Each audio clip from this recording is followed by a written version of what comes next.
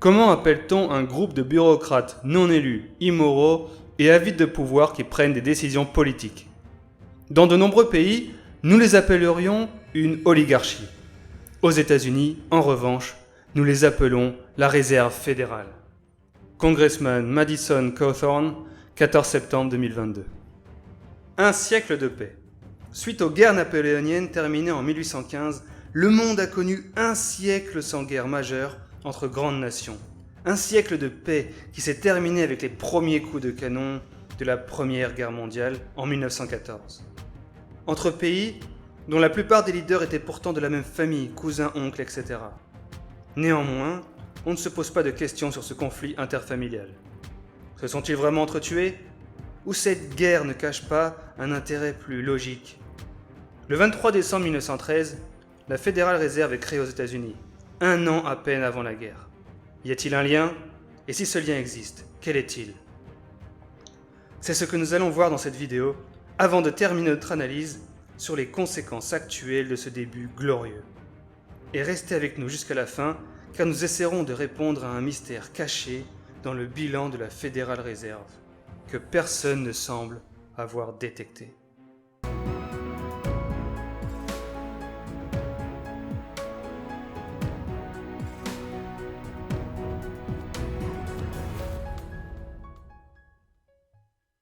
Avant de commencer, il est important de rappeler que notre chaîne n'est pas là pour vendre des certitudes, mais pour ouvrir le débat sur des sujets rarement abordés, pour créer des connexions entre des événements, non pas pour imposer une vision, mais pour lancer la réflexion. Mais qu'est-ce que la Federal Reserve? D'après le site internet de la Federal Reserve, c'est la banque centrale des États-Unis qui fournit la nation avec un système monétaire et financier sécurisé, flexible et stable. C'est son message, c'est son offre au public. Une question se pose alors. A-t-on besoin de cette banque centrale pour avoir cela? Est-ce qu'elle fait vraiment la différence? La première chose à savoir, c'est que la banque centrale n'a pas toujours existé. Bien au contraire.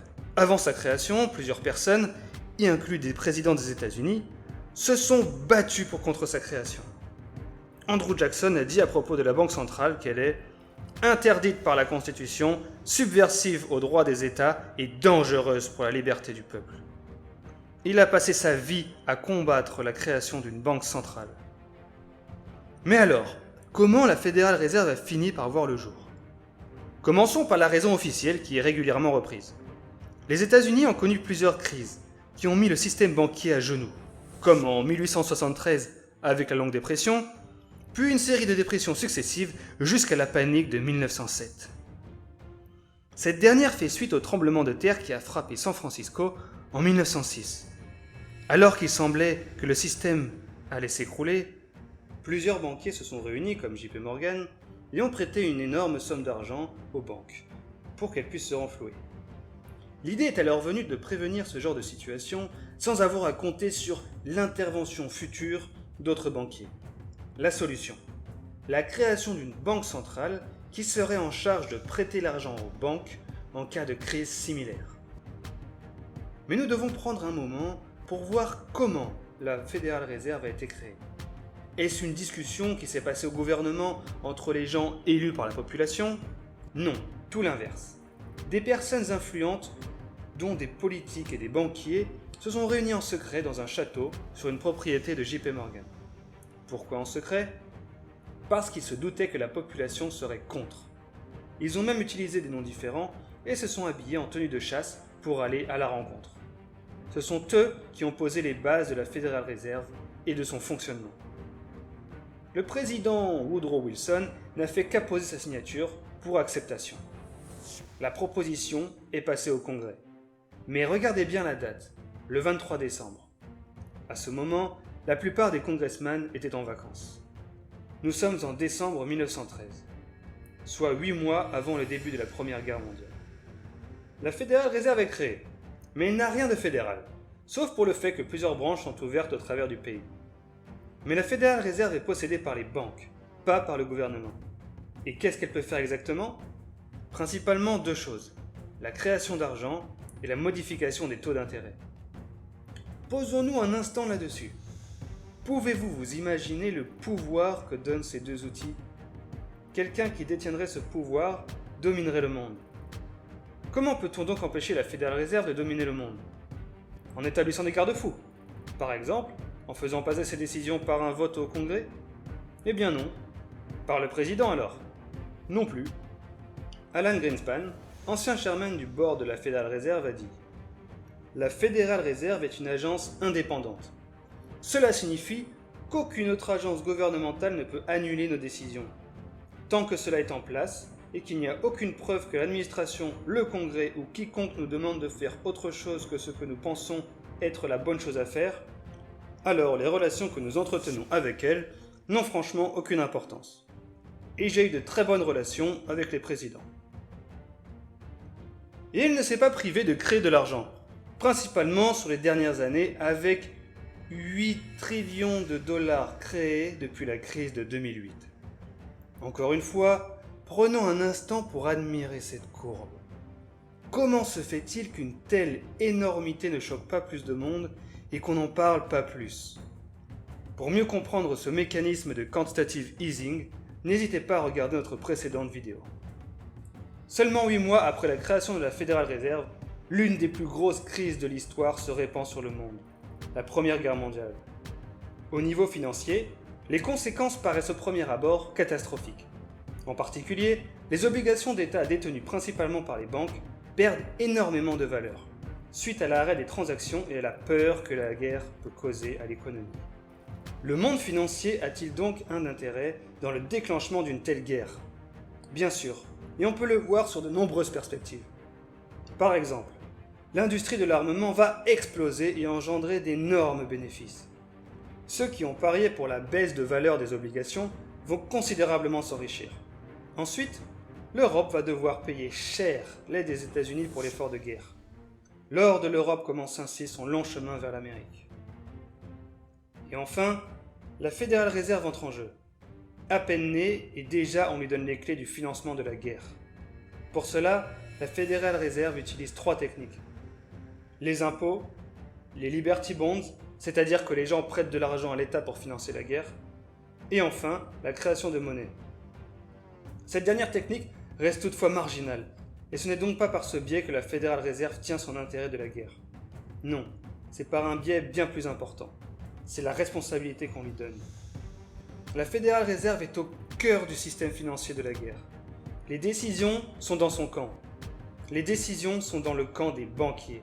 Ainsi, d'un début bancal, la guerre transforme la fortune de la Fédérale Réserve, qui s'implante fermement sur le territoire des États-Unis, et rien ne pourra plus jamais l'en déloger. Mais est-il possible que la Fédérale Réserve ait déclenché la guerre? Revenons à nos cours d'école. Comment a été déclenchée la Première Guerre mondiale? Eh bien, l'héritier de l'Empire austro-hongrois a été assassiné par des indépendantistes serbes. Ce qui a entraîné la guerre entre les deux nations, puis le jeu des alliances qui a vu entrer la Russie aux côtés de la Serbie et l'Allemagne aux côtés de l'Autriche, puis la Grande-Bretagne et la France aux côtés de la Russie et l'Empire ottoman aux côtés de l'Allemagne. Donc, au final, qui a décidé de débuter la guerre? François-Joseph, empereur d'Autriche, Nicolas II, tsar de Russie, Guillaume II, empereur d'Allemagne, Georges V, roi d'Angleterre, et Raymond Poincaré, président français. C'est la version officielle. Ces personnes, qui sont presque tous cousins, ont décidé de mettre fin à un siècle de paix pour plonger l'Europe dans le chaos. La décision ne venait que de ces personnes. Une telle affirmation est bien entendu une aberration. En tout temps, en tout lieu, aucun homme ou femme seul n'a monopolisé les décisions d'une nation, d'un peuple ou d'un pays. Dans tout gouvernement, il y a toujours de multiples intérêts, soutenus par plusieurs personnes qui entrent en conflit. Le degré de pouvoir du dirigeant dépend de son degré d'indépendance sur elle, mais il n'est jamais total. Qui détient de l'influence sur les décisions? En général, ça vient souvent des partis qui ont réussi à mettre le dirigeant actuel au pouvoir. Ces personnes sont généralement connues, ce sont les conseillers, les bras droits ou encore les ministres. Mais comment ont-ils pu réussir là où d'autres ont échoué? La réponse est presque toujours la même. L'argent. Qui a la meilleure armée pour gagner une guerre civile? Celui qui a le plus d'argent. Qui a la meilleure chance de gagner une campagne électorale? Celui qui a le plus d'argent. Qui peut corrompre le plus aisément les personnes désignées pour choisir le nouveau dirigeant? Celui qui a le plus d'argent. Et ceux qui les financent ne sont pas forcément connus. Ils n'ont aucun intérêt à être connus. Et qui sont les personnes les plus riches au début du siècle? Des industriels comme Rockefeller, Carnegie ou Ford, et des banquiers comme JP Morgan. Posez-vous la question. Pensez-vous que la guerre se serait déclenchée si ces personnes ne l'auraient pas voulu? Mais il n'y a rien de plus profitable qu'une guerre. Alors qu'elle détruit l'économie des pays impliqués, elle enrichit considérablement ceux qui l'avaient anticipé et qui récupèrent d'énormes sommes d'argent pour leur participation dans l'effort de guerre. Le lien avec la Fédérale Réserve? Tout simplement qu'elle est contrôlée par ces hommes. Et elle détient le plus grand pouvoir de tous, l'impression illimitée d'argent et le pouvoir sur les décisions concernant la finance. Et la guerre lui permettra de graver ce pouvoir dans le marbre. Au final, l'assassinat de l'héritier du trône d'Autriche et le déclenchement du système des alliances ne sont que des événements, pas des causes. Des personnes ont décidé de déclencher la guerre, et ils ne l'auraient pas fait s'ils n'y voyaient pas leur intérêt. Finalement, je n'ai pas trouvé de preuves concrètes sur l'implication de la Fédérale Réserve dans le déclenchement de la Première Guerre mondiale. Mais le timing et l'intérêt nous donnent le droit de nous poser la question. Pas de guerre majeure entre grandes nations pendant un siècle, et la guerre éclate seulement 8 mois après que les banquiers prennent le pouvoir sur les décisions financières sur le pays. La guerre leur permettra d'asseoir leur dominance sur ce monde et imposer leur vision jusqu'à aujourd'hui. Aujourd'hui, qu'en est-il aujourd'hui? Comme nous avons pu le voir plus tôt, la Fédérale Réserve a créé 9 trillions de dollars en un peu plus de 100 ans d'existence. La Fédérale Réserve a joué un rôle constant dans les décisions financières du pays pendant ce siècle de domination. Un des moments clés est la fin de l'étalon or, annoncé par le président Nixon en 1971. À partir de ce moment, le dollar n'est plus baqué par l'or ni par rien d'autre. La Fédérale Réserve a donc carte blanche pour imprimer sans aucune restriction. Le dollar devient une fiat currency. Et comme toutes les autres monnaies du monde sont baquées par le dollar, toutes les monnaies deviennent des fiat currency. Avec la création d'argent, la monnaie perd de sa valeur et les biens gagnent de la valeur, enrichissant ceux qui possèdent des biens, les plus riches, et appauvrissant ceux qui n'en possèdent pas ou peu, le reste de la population. C'est l'inflation. Encore une fois, n'hésitez pas à regarder notre vidéo précédente pour mieux comprendre ce mécanisme. En revanche, lors de nos recherches et notre analyse des rapports financiers de la Fédérale Réserve, nous avons observé un élément perturbant. Nous avons parcouru les documents sur le sujet et n'avons trouvé aucune mention de cette contradiction, et ne pouvons donc nous baser que sur notre analyse pour en tirer une conclusion. Pour cela, nous allons prendre le bilan de la Fédérale Réserve. Un bilan est un document financier qui montre l'actif à gauche et le passif à droite, l'actif étant ce que la Fédérale Réserve possède, et le passif la manière dont elle a obtenu ce qu'elle possède. Si vous voulez avoir plus de détails sur ce qu'est un bilan, n'hésitez pas à regarder notre vidéo sur le sujet. Donc, pour simplifier, la Fédérale Réserve crée de l'argent.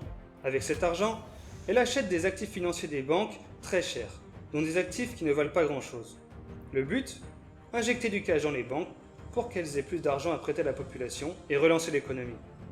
Ainsi, l'actif de la Fédérale Réserve devrait être composé principalement de ces produits financiers, et le passif devait être principalement composé de création d'argent.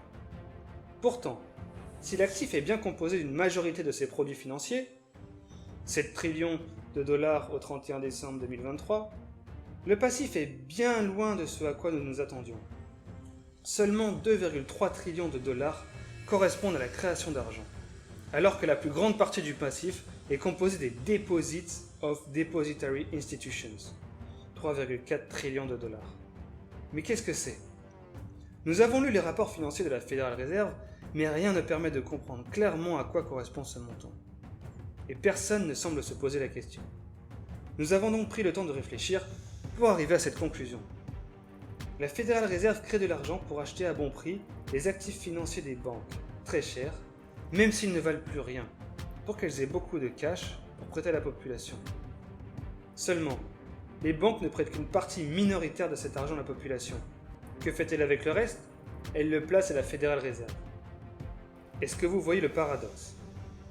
On pourrait dire, ok, mais ce n'est pas grave, ils n'arrivent juste pas à tout prêter. Mais alors à quoi sert-il de continuer à créer de l'argent si une grande partie de ce qui a déjà été créé n'a pas été utilisé? Ça ne fait pas de sens. On pourrait alors se dire, ce n'est pas grave, au final ça s'annule, tout simplement, et il n'y a aucun impact. Faux. Pourquoi? Parce que chaque passif crée des intérêts. Donc, la Fédérale Réserve crée de l'argent et le prête aux banques. En retour, les banques doivent lui reverser des intérêts.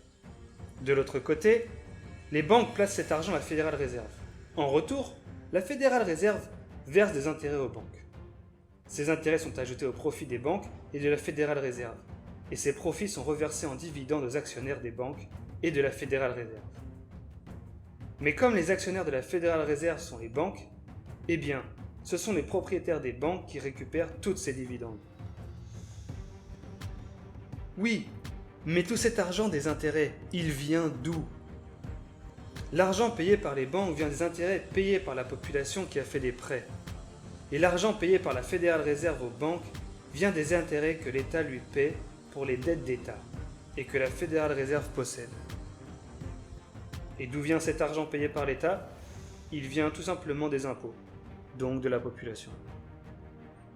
Ainsi, la Fédérale Réserve a réussi à créer un système inutile qui permet aux propriétaires des banques de récupérer systématiquement l'argent de la population.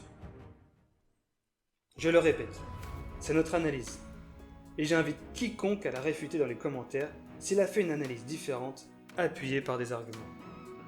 Car encore une fois, le but principal de cette chaîne n'est pas d'imposer une vision, mais d'ouvrir le débat sur des sujets importants, sur des systèmes qui, éventuellement, volent la population mondiale pour enrichir une petite partie de la population. Si c'est le cas, alors nous devons nous battre contre ça, en commençant par l'information, la remise en cause de ce qu'on essaie de nous imposer et le débat constant, du plus bas niveau de la société au plus haut niveau. Et si nous avons tort, et nous espérons que nous avons tort, alors l'argumentation éclairée permettra de montrer de manière transparente que personne n'essaie de tromper la population. En ce qui concerne la Première Guerre mondiale, nous le répétons, nous ne présentons pas de preuves mais faisons des connexions à partir de faits. Nous restons convaincus que cette guerre, comme toutes les autres d'ailleurs, dissimule des intérêts cachés qui ne sont pas révélés à la population. D'ailleurs, l'une des plus importantes conséquences des deux guerres mondiales, si ce n'est la plus importante, est systématiquement reléguée en dernier plan. La destruction de l'Empire ottoman et le partage du Moyen-Orient entre les nations de l'Ouest. Le Moyen-Orient, qui est un des endroits les plus stratégiques au monde, étant à la croisée des mondes entre trois continents, étant riche en ressources, en particulier en pétrole et gaz, étant à l'origine de trois des plus importantes religions, judaïsme, chrétienté et islam, etc. Mais nous traiterons ce sujet dans une prochaine vidéo. En attendant, n'hésitez pas à regarder nos précédentes vidéos et à vous abonner pour ne rien rater de ce que nous publions sur notre chaîne.